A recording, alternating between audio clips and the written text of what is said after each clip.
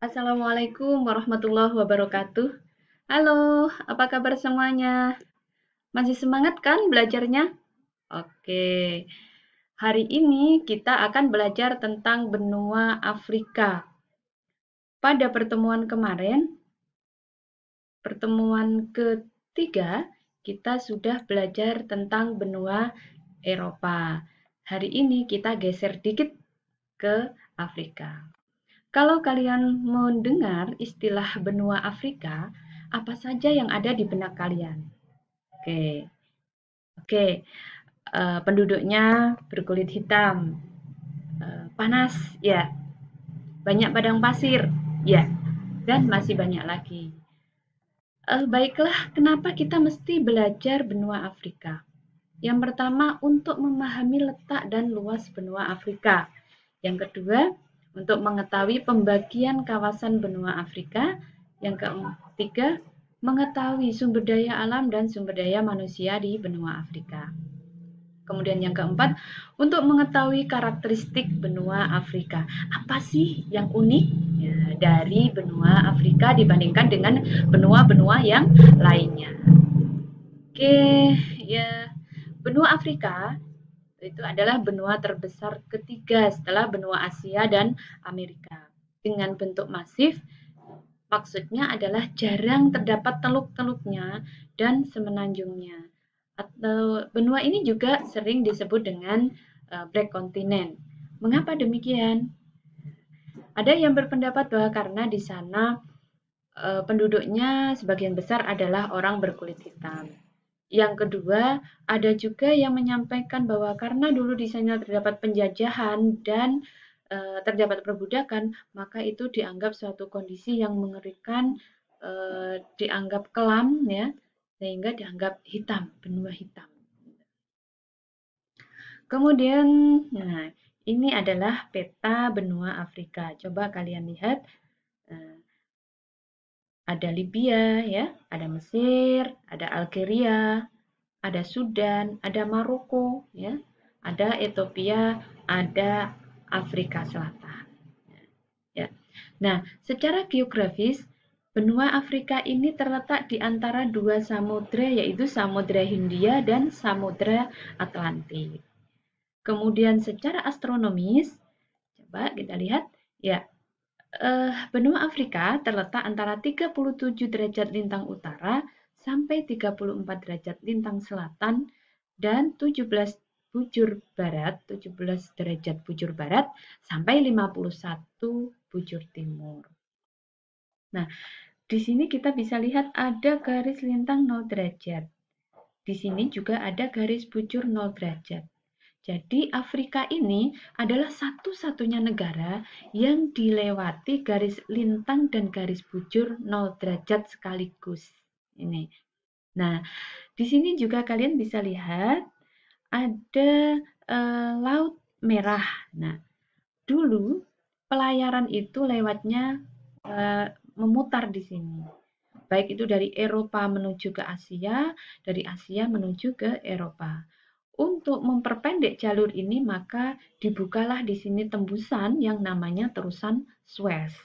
Nah, sejak saat itulah maka benua Asia itu berpisah dari benua Afrika, dipisahkan oleh lautan. Nah, kalau kita sudah melihat letak astronomisnya, maka kita bisa coba lihat iklimnya. Nah, di wilayah Afrika Selatan, daerah ini beriklim subtropis. Ya. Kemudian di dekat dengan daerah Khatulistiwa ini, dia beriklim tropis. Ada Kenya, ada Uganda. Uganda ini salah satu negara yang mendapat julukan Mutiara Afrika ya oleh Wilson Churchill karena dia memiliki potensi keindahan alam yang sangat bagus sehingga dia beberapa tahun terakhir menjadi salah satu favorit untuk tujuan wisata. Kemudian yang ada di sini ini adalah iklim gurun, karena di sini banyak sekali terdapat gurun. Jadi mereka mengalami musim panas yang sepanjang tahun. Kemudian di daerah ini mereka mengalami iklim Mediterania Apa itu? Iklim yang dipengaruhi oleh lautan yang ada di sekitarnya. Kalau di sini ada Laut Mediterania. Oke, ini sudah. Nah, ini tadi iklim subtropis. Di iklim subtropis mengalami musim hujan, semi, gugur, dan panas. Terdapat di daerah Afrika Selatan. Kemudian ada iklim tropis, ada gurun, dan ada Mediterania. Nah, bagaimana dengan pembagian kawasan benua Afrika? Coba kalian perhatikan peta ini, lihat perbedaan warnanya. Nah, di sini yang warna hijau ini adalah Afrika Utara.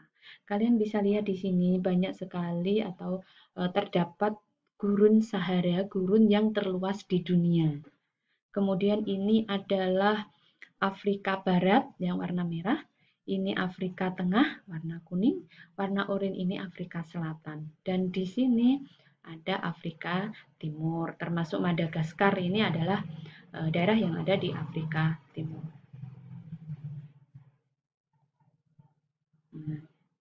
Afrika Utara ada Maroko, Sahara Barat, Aljazair, Tunisia, Mesir, dan Sudan. Nanti silahkan dilihat slide-nya. Nah, bagaimana dengan flora benua Afrika? Karena dia memiliki iklim tropis, dia juga memiliki hutan tropis, yaitu hutan yang banyak memiliki pohon-pohon yang lebat, yang besar dan lebat, banyak menyimpan cadangan air. Ini. Kemudian penduduknya terdiri dari suku-suku Negro, dan di daerah ini tidak cocok bagi orang kulit putih. Kemudian daerah savana, daerah di sebelah selatan daerah gurun pasir, terbentang luas dari Cape Verde hingga Sudan. Daerah ini penuh dengan padang rumput, hutan-hutan, dan sungai. Penduduknya padat dan terdiri dari orang-orang Negro. Daerah gurun, nah ini banyak terdapat di Libya, Nubia, nah ini di Afrika bagian utara. Penduduknya campuran antara orang-orang Arab, Berber, dan orang-orang Negro Sudan. Karena ini secara geografis itu memiliki kedekatan dengan Arab Saudi dan negara-negara Arab yang lainnya. Makanya di situ ada orang-orang Arab. Nah, daerah subtropis. Nah, daerah subtropis terletak di pantai utara dengan iklim sedang. Penduduknya terdiri atas orang-orang Arab dan Berber atau campuran dari dua bangsa tersebut. Iklimnya yang sedang serta keadaan tanahnya yang subur sangat menarik perhatian bangsa Barat untuk menguasainya. Nah, jadi secara logika kita saja yang jauh dari bangsa Eropa, kemarin kita nyebutnya bangsa Eropa adalah bangsa Barat ya, mereka melakukan ekspedisi ke tempat kita. Apalagi benua Afrika yang memiliki letak yang cukup dekat dengan benua Eropa. Jelas mereka pernah mengalami penjajahan oleh bangsa-bangsa Eropa, baik itu Italia, Inggris, Spanyol. Maka di negara-negara ini pun, di Afrika ini, juga banyak bahasa yang merupakan bahasa peninggalan para penjajah. Kemudian, apa sih motif mereka untuk menguasai wilayah-wilayah di Afrika atau negara-negara di Afrika? Ada motivasi politik, yaitu ketika suatu negara itu memiliki wilayah jajahan yang luas, maka mereka dianggap adalah negara yang hebat, yang kuat, yang mengalami kejayaan. Kemudian yang kedua, motif ekonomi jelas. Mereka mengeksploitasi kekayaan-kekayaan yang ada di negara tersebut dibawa ke negaranya. Dan yang terakhir, motivasi budaya itu adalah mereka menganggap bahwa bangsa Afrika itu peradabannya lebih rendah daripada mereka. Sehingga mereka ingin mengubah atau membawa peradaban itu menjadi lebih maju. Oke. Kemudian daerah dataran tinggi memiliki tanah-tanah pegunungan, tanah-tanah datar, dan padang rumput. Penduduknya Negro dari berbagai suku. Fauna benua Afrika, ada fauna khas yaitu jerapah, ada zebra ya, ada antilop, ada kuda nil, badak dan gajah. Meskipun memiliki kemiripan fisik, namun hewan-hewan yang ada di benua Afrika ini rata-rata memiliki ukuran tubuh yang lebih besar daripada hewan-hewan yang ada di benua Asia. Nah, ini contohnya ada jerapah, ada kuda nil ya. Nah, bagaimana dengan penduduk di Afrika?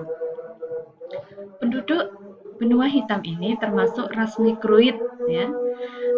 Kemudian terpecah-pecah menjadi banyak suku. Tapi di benua ini juga tinggal bangsa-bangsa lain seperti bangsa Arab, India, Melayu, serta masyarakat Eropa pendatang. Untuk kondisi ekonominya, bangsa Afrika itu bangsa yang benuanya paling miskin di dunia. Mengapa? Karena iklimnya yang kurang potensial untuk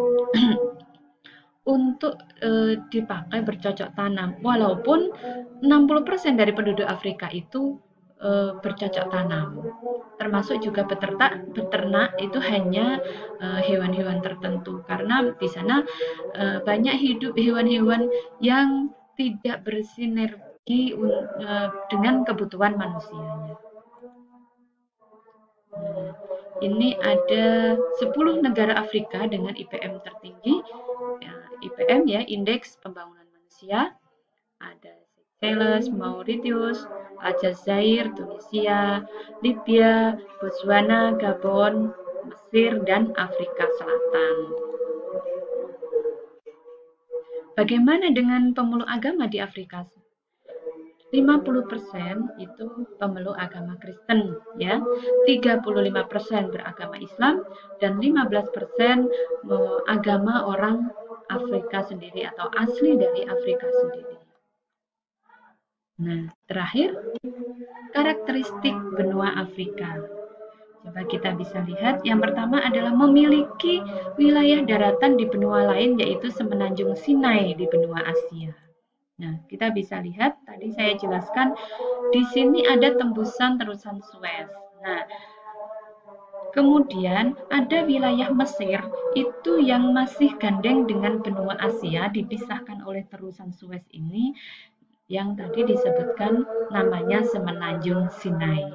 Nah, yang kedua, keunikannya adalah Afrika ini memiliki gurun pasir yang terluas di dunia yaitu gurun Sahara di sini daerah sini. Kemudian juga memiliki sungai yang sangat panjang karena melintasi negara-negara lain. Misalkan di sini ada Sungai Nil ya yang lewat di sini mulai Mesir, Sudan, Kongo, Ethiopia, ini daerah sini. Jadi kalau kita menyebut Sungai Nil, saya yakin pasti kalian sudah tahu karena ini berkaitan dengan sejarah kenabian yaitu Nabi Musa. Kemudian juga di Mesir mereka memiliki bangunan Sphinx, piramid. Nah, itu diantaranya adalah keistimewaan dari benua Afrika. Oke, sampai di sini dulu pertemuan kita pada hari ini. Kurang lebihnya mohon maaf. Wassalamualaikum warahmatullahi wabarakatuh.